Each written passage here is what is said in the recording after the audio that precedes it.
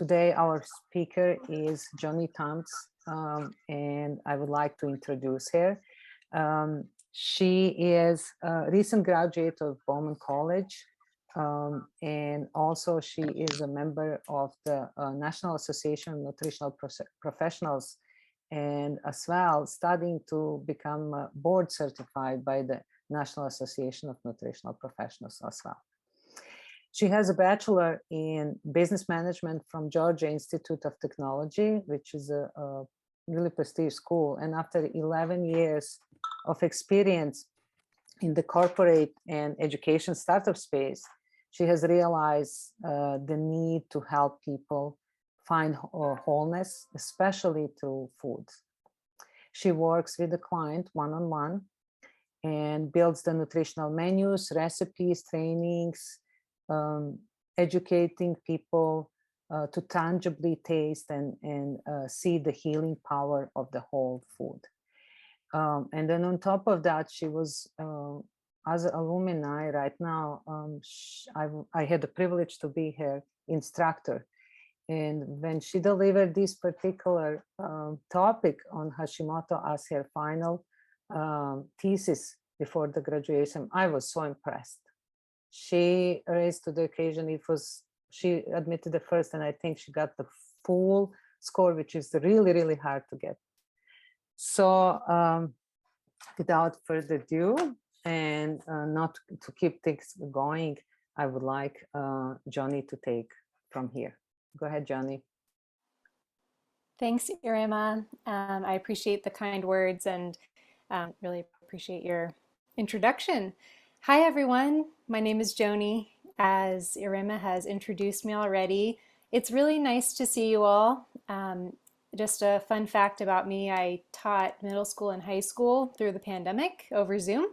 So I'm just so glad to see your boxed faces here on the screen with me. This feels like a throwback to my pandemic days with my students. So I'm really excited to share a bit with you about Hashimoto's and how current research reflects that you can actually slow Hashimoto's disease down through some key diet and lifestyle adjustments.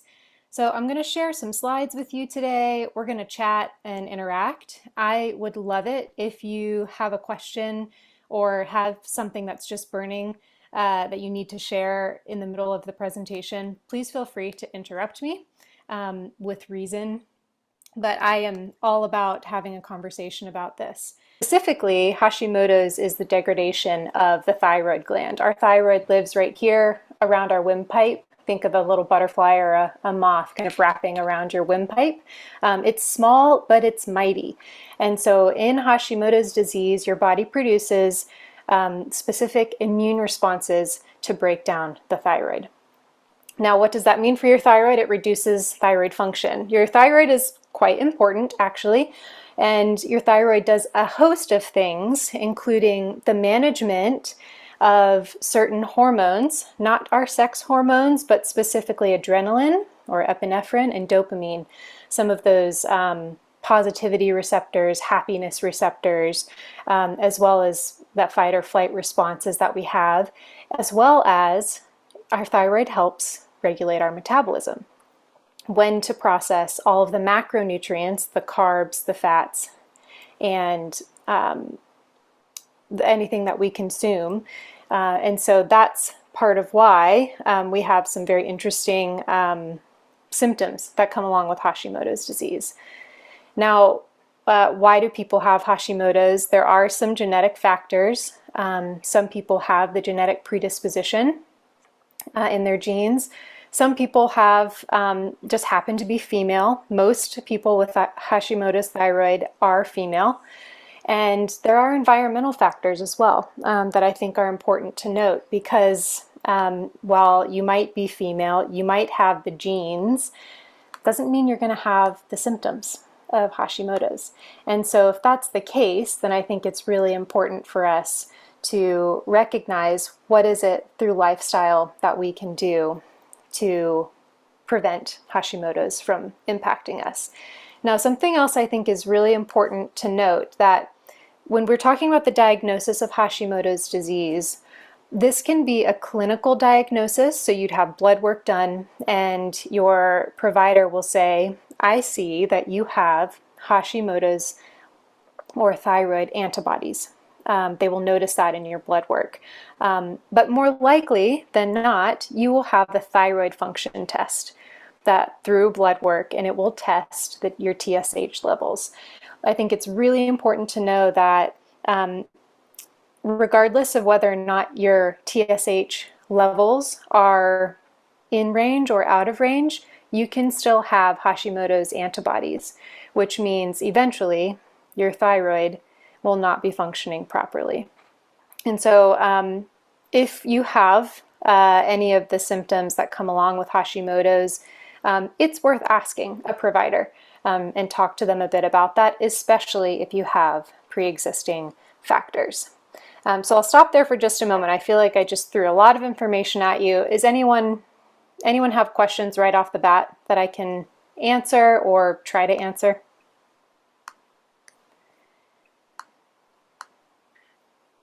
Joni, maybe you can explain a little bit what is the TSH and what's the difference between that and the antibody, so that I don't know where people are coming from. Are they familiar with those terminologies? Yep, that's great. So your thyroid produces a few hormones, T3 and T4. It's the thyroid 3, thyroid 4, and that is your thyroid production. Your pituitary gland actually produces TSH. So this is just the interconnectedness of our bodies, and your thyroid either processes the TSH hormone or it does not. And the TSH hormone, whether or not it's being received by your thyroid, determines whether or not your thyroid's going to function or is functioning properly. If it can't receive TSH as your pituitary gland makes it, then we have a problem. Or if it receives too much, we might also have a problem. Or if there's not enough being made, that's a pituitary problem. But when it comes to the Hashimoto's antibodies, those are specifically produced by your immune system. And so just like if we get sick, your body produces these fighting immune cells that say, let's break down this virus, whatever it might be. In the Hashimoto's case, these are, let's break down the thyroid, which is not good. Does that help? I think Vidu has a... Go ahead, Vidu. Yeah, please. Sorry, I was just giving a thumbs up. That was very clear. Thank you. Great. Okay, so I just want to give you the good news. Changes in lifestyle and diet can make an impact on your thyroid and whether or not your body produces this large amount of antibodies to break down the thyroid. But there's no one size fits all. We know that our health in general is bio-individual, and we have to find what works for us. Just like the symptoms of Hashimoto's aren't going to show up exactly the same in everyone, your, I guess, treatment when it comes to diet and lifestyle might not be the same. So I had the privilege of working with a 16-year-old female about a year ago who was diagnosed, well, I should say was not diagnosed with subclinical Hashimoto's. She had many checkpoints. I just want to talk a bit about the symptoms that you might see. She had unexplained weight gain. She had gained 70 pounds in the course of a year for no expected reason. She was fatigued. She began to have some depression. She had some bothersome menstrual cycles, and she had a decreased exercise tolerance. She'd get tired after exercising. And all of those things are symptoms of Hashimoto's disease. So when I had the opportunity to work with her, her mother shared some blood work with me and said that both pediatricians that she had spoken to said they don't see any problems in the blood work. And I am by no means a doctor, but after having done a lot of research, I noticed that she had thyroid antibodies, which is the checkpoint to say something is attacking the thyroid. And so I had just a great time working with her, making some of the changes you're about to see here to help slow this progression. And she was just thrilled at the end of our time working together, and she had many less symptoms than she did when we started. So let's dive in a little bit on some of these specifics here. So when we think about Hashimoto's, we want to focus on some specific foods. Now, foods is one modality of healing here. We're going to talk about lifestyle as well. But when we think of even just autoimmune disorders or our health in general, whole foods are important. Our body requires these whole foods on a regular basis to carry out the thousands of processes that happen within our bodies. It also requires protein. Many of us, especially women, tend to not get enough protein in their diets.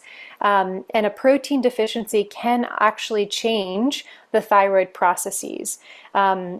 Also, in Hashimoto's clients, because weight gain is a common symptom, it can be very tempting to restrict caloric intake. But if we restrict caloric intake in a Hashimoto's client, this is going to mean less protein and less nutrients to feed the body and to feed the thyroid. There's research that suggests that a caloric intake actually worsens the progression of Hashimoto's. And then nutrient dense. Many of you here might be familiar with hearing things like this, but this is whole foods, whole vegetables, nuts, seeds, pastured meats, sustainable fish, spices, and herbs to help us make sure that there are the full range of nutrients that we're getting on a regular basis. And that is very important for a properly functioning thyroid gland and thus regulating our metabolism. So when we think about the specific nutrients and the specific research that is reflective of what slows down the progression of Hashimoto's, I'd love to highlight 3 of them. Now, iodine is our first nutrient that I'd like to bring up here.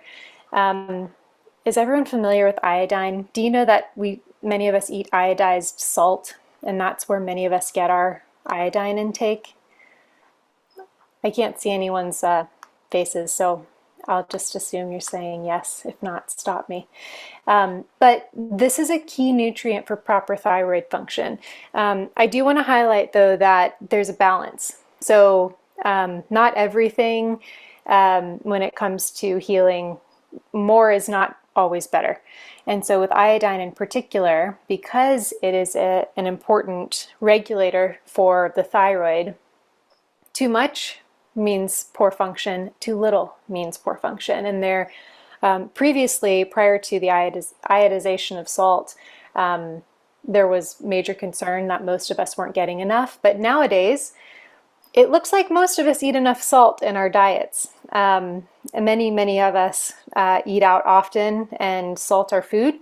And so there's probably not a problem there, which is a very interesting, I think, pursuit for researchers to find out, is excess iodine actually causing some of this poor thyroid function. So if you tend to not eat out, and if you tend to eat at home and use a mineralized salt, something like pink Himalayan or a Celtic sea salt or something of the sort, there's no iodine there. So if you do have Hashimoto's, rather than adding salt, you could actually try things like cod, potatoes with the skin. Seaweed is a big one. Seaweed has a large amount of iodine.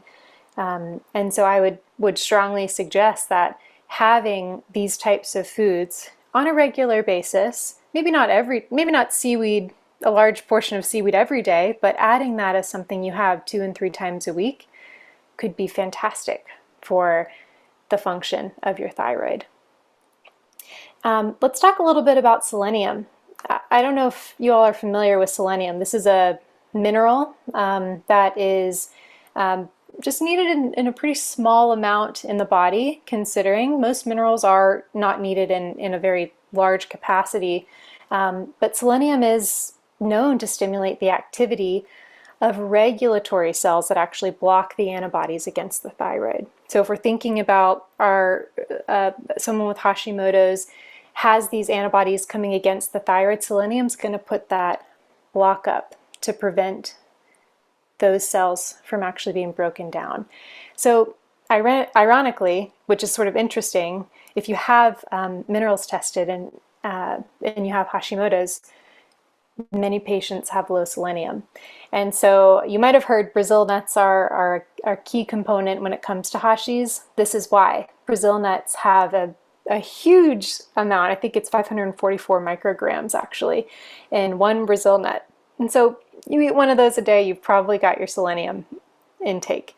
And so I would strongly suggest that Brazil nuts would be a great option for someone who is dealing with Hashimoto's. And last but not least, zinc. We hear a lot about zinc when it comes to having a cold or a flu, and it helps stimulate the immune system or does something to help our immune system. But this is actually a key mineral for thyroid function, but more specifically, it does focus a lot on the production of TSH, T3, and T4. And again, if you remember from earlier in our conversation, those are the hormones that are important to the thyroid, that are both being made by the thyroid and being received by the thyroid as well. And so we want those to be regulated in Hashimoto's patients. And so where do we find it? Oysters are actually the #1 choice when it comes to zinc. Chicken is a great option, pork, cashews. Pumpkin seeds are also a good option for anyone who's vegan. And those would be great foods to add to your diet if you are currently experiencing Hashimoto's. I'm going to stop there. Again, questions? What would be sort of a moderate dose of selenium that would help thyroid function? And I'll let you answer that first.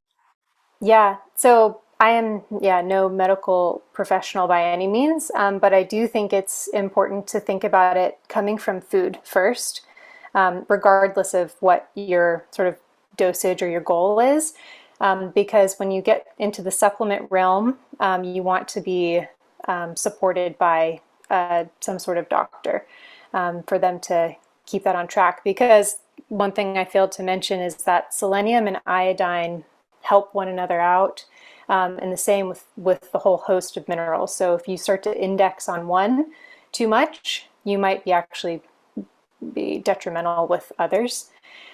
So selenium specifically, I can share with you the research that I've done and what I've read in different studies. Aiming for 55 micrograms a day was what many of the researchers found, and is actually what, if you look at daily requirements, would be. So 55 micrograms. Now again, a Brazil nut has 544 micrograms, so you're getting a lot if you eat one Brazil nut daily.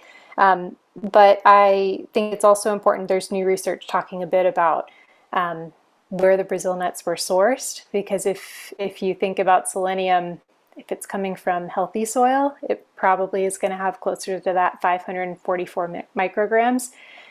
If it's soil that is depleted, it might not have that much. So I guess my point is 55 micrograms are helpful, so you really don't need that much. So if you can look at foods that have high selenium, you're probably going to be just fine. You probably don't need to supplement with anything else. And then what was your second question? I don't know if I'm saying it correctly. INI, inositol, the powder. I think you mix it with water and you have it. I was told that's very helpful for Hashimoto's, but again, I could never figure out the dosing with that.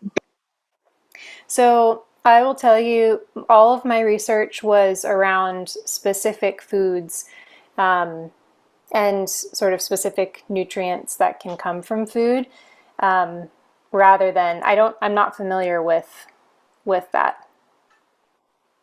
So I'm sorry, I can't give you more. Thank you. Appreciate it. Yeah, sure thing. Thanks for the question. So let's talk about some foods to avoid. Now, in my research, I thought this was a really important and fascinating point that 75, almost 76% of patients with Hashis are diagnosed with lactose intolerance. Why is that?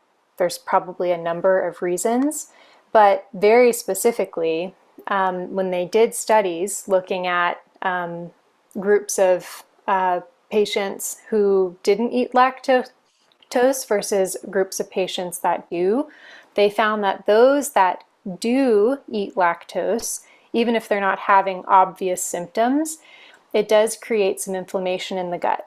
And that the gut is where our immune system, most of our immune system lives.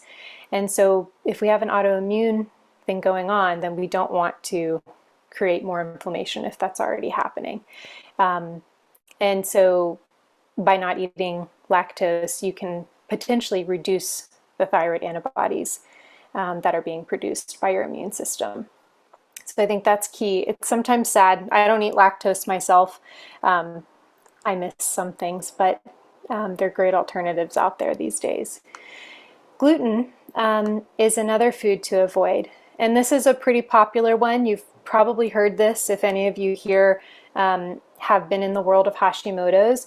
And this is because gluten actually cross-reacts with thyroid hormones and gives the body a bit of confusion. So we don't want chaos in the body if we can help it. And if there is chaos, we want to calm it down. And gluten in general is highly reactive for the gut. So again, gut immune system, this is where our immune system sort of reacts to the most things. We want to keep that in a relaxed state if we have an autoimmune disorder. Celiac is common, and in fact, those with autoimmune disorders, it's very, very common to have more than one. And celiac occurs 10 times more often in Hashimoto's patients compared to a healthy population, which in turn means celiac is the degradation of the internal lining of our gut. And we don't want the thyroid to be broken down as well as the gut to be broken down. So gluten's a big one to avoid. And then the last is probably a good thing to consider across the board, regardless of where we are in our health journey, is sugar and processed food. And this is again going back to the inflammation that happens in our body and thus in our immune system. When we consume sugar and processed food, it causes inflammation and increased negative immune activity. And we want to avoid that if we can. So a low sugar, low processed food diet is quite beneficial. There is a study out there that, again, takes a group of people to continue to eat a standard diet of processed food and sugar, and then another that was coached to eat specifically whole foods and nutritious, nutrient-dense foods over the course of 6 weeks. All of those Hashimoto's patients had less symptoms who ate less sugary and processed foods. Now I want to just note goitrogens. I don't know if anyone's familiar with this. This is a substance found in cruciferous veggies. There's some research out there from further back from where we are now that says this is it can interfere with iodine utilization in the body and thus the production of our thyroid hormones. There's new research saying that that's not a problem. So I think there's something interesting to be said there, and maybe, hopefully, I don't want people to fear real foods. So when we're looking at these cruciferous foods, cauliflower, broccoli, cabbage, Brussels sprouts, if you've heard that, maybe do a bit more research on that and kind of keep an eye on what's coming. We don't want to fear foods. All right. So food's not the only factor. So when we're talking about health, we're not just talking about food. And before we go any further, if I may, I want to do a little lifestyle check with all of us. Looking at a screen is helpful, but in fact, it's good for us and good for our eyes to take a break. So if everyone would be willing to just take 20 seconds and let's just look about 20 feet out a window or in our house. And yeah, we'll just do that for 20 seconds. And we're supposed to do this every 20 minutes. It's the 20-20-20 rule. So I'm not ignoring you. I'm just giving my eyes a break and hoping that you're doing the same thing. I just started my timer, so I'm just timing us here. But yeah, it's a great practice if you're on a Zoom call for an hour to take a little bit of time every 20 minutes. All right, so let's get back to it. Let's talk about these lifestyle adjustments that we can make. It is extremely important for us in our health journeys to take steps towards health when it comes to our lifestyle. And there's a host of benefits here, not just for those with Hashimoto's, but movement and exercise on a regular basis can actually stimulate an underactive thyroid. So if we think about a Hashimoto's patient whose thyroid might be under functioning, getting regular exercise can actually stimulate the thyroid to function properly. And so this can be as little as a 10-minute walk 4 or 5 times a day, any time in your day. And I think that's a good first step if this feels like a huge leap for you, because in fact, many Hashimoto's patients feel like exercise, they're just not tolerant to it. They're tired. So take steps in the direction that works for you. Stress management is important as well. Stress management decreases thyroid antibodies. When we're stressed, we produce more thyroid antibodies compared to those who do and don't manage stress. So this can look in many, many different forms, whether it's an active meditation, prayer, it could be yoga, it could just be laughing with a friend. My husband and I buy joke books, tell each other jokes. Laughing is great to relieve stress.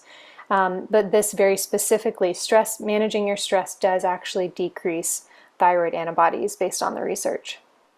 Sleep is important. Sleep is sort of a practical one that is hard to achieve, I think, but losing even just 2 hours of sleep at night actually causes inflammation in the body.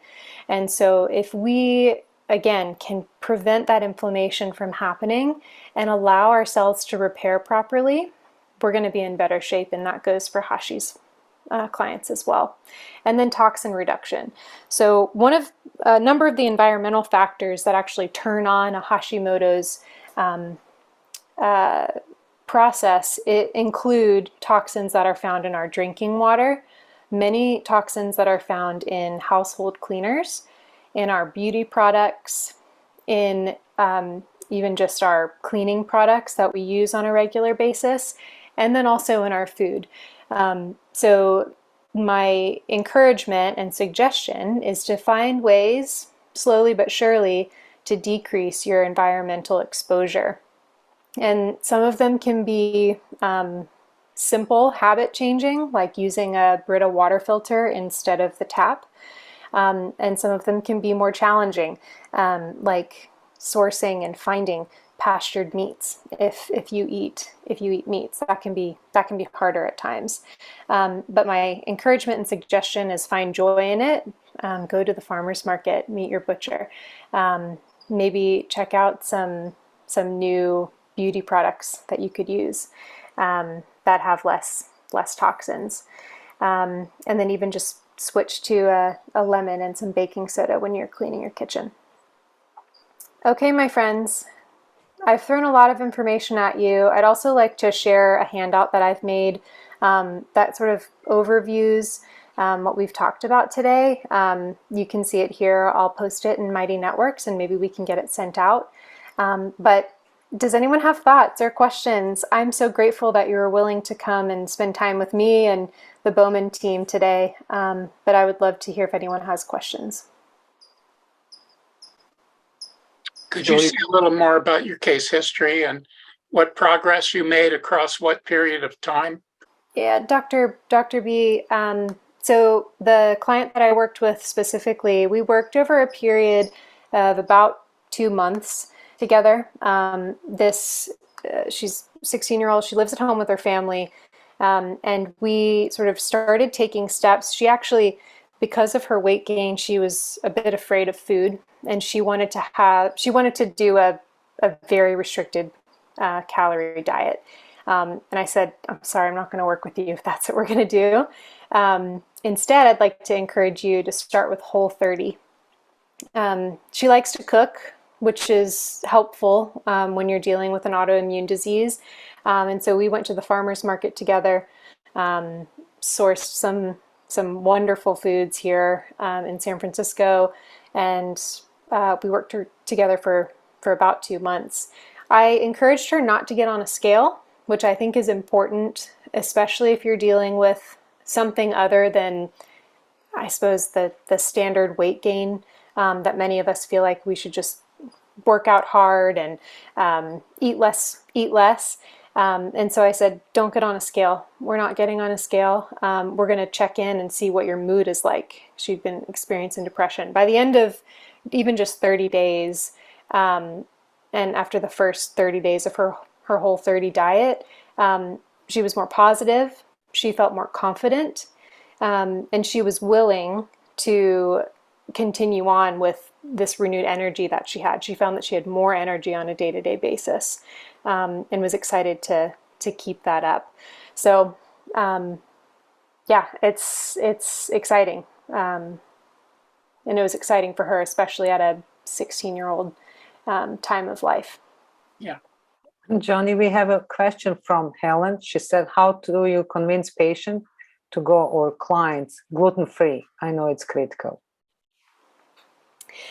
This, to me, I've been gluten-free for about 12 years now. And it's a process. I think that going gluten-free is easier now because you can find alternatives. So let's say you really just love your sandwich on sourdough bread. You can find gluten-free sourdough bread in the store, most stores nowadays. I think that if someone can actually experience the level of energy you get after just doing something for 2 weeks, even if it's not 2 weeks, let's start with 5 days. Let's just see how you feel, and check in at the beginning of your time with your client or your patient saying, how do you feel? You know, sometimes there'll be low energy, sometimes there'll be this feeling of inflammation, sometimes it's allergies. If it's Hashimoto's, it's a number of things. You might have dry skin, brittle hair, and just see how you feel after 5 days. I can almost guarantee that your bowel movements will be different if you eliminate gluten, probably be better in some ways. And then if you do that for 2 weeks, the energy level. I've just done this with my husband. We've tried gluten-free for him for a number of reasons, and after 2 weeks, he said, I feel like I can get up for a run every morning. And so that's a big deal when a client can experience for themselves what it feels like to live without that level of inflammation or trouble that the gut is having. Is that helpful, Helen? Well, she posed a couple of more questions. She said she understands her grandmother has a Hashimoto, and her grandmother's doctor said she doesn't need to change the diet. So you have always this kind of battle between the MD that has no any kind of the experience with the diet, right, or anything, and then person who said, well, my doctor says I don't need to do it. Yeah, Ellen said it's helpful what you told her before. Yep. So that is a challenge, Helen. It is a challenge always as a nutritional professional when you don't have a support of the client's primary care physician or even the specialist in this case. It's definitely a challenge. And it's up to you. All what you can do is educate the client, and they have to make a decision. And then, like Joni said, maybe talk to them to try for just a short period of time and see the level of the energy that they will and the clarity in the mind and everything, and then let them decide on their own. That's the best approach. Mm-hmm. I also like to cook for people. I don't know, Helen, if you like to cook yourself or enjoy spending time with your grandmother, but have her over for a meal and make it gluten-free and just enjoy it with her. And you don't have to say, see, I told you, it's so good. You can just enjoy time with her, and then maybe later you say, that didn't even have gluten in it. So cooking with someone can be helpful. Oh, she lives, you said she lives in Germany. So now that is the whole another subject, because gluten in European gluten, it's a slightly different than the gluten in United States. There's a whole bunch of the people who cannot tolerate gluten in the United States, but when they go overseas, they can, because their wheat has not been, so much changed as it's in the United States. So that is a little bit slightly different issue. Go ahead, Dr. Yes. B. Hi. Am I off mute? Yes, you are. Yes. We can hear you. Thank you, Joni. A couple of comments. The first thing is, let's not pathologize this condition. It's not a disease, it's a condition. And every human being and every animal and every plant has environmental sensitivity. So we live in a very toxic environment, and there's various degrees of chemical exposures. There's various degrees of toxic cultures. I mean, there's just various degrees of insults to our communication and to our being. So the thyroid is the gland of communication. So we've all been slandered. We've all dealt with tremendous amount of negative energy and also chemical sensitivities or intolerances. So I think if we measured anyone, we'd see some thyroid antibodies. Okay, just like we see other immune elevations and other inflammatory conditions. So I think people can get a little fixated with this problem, and they go, oh, I'm diagnosed with Hashimoto's, or I'm diagnosed with Crohn's, or I'm diagnosed with, other things.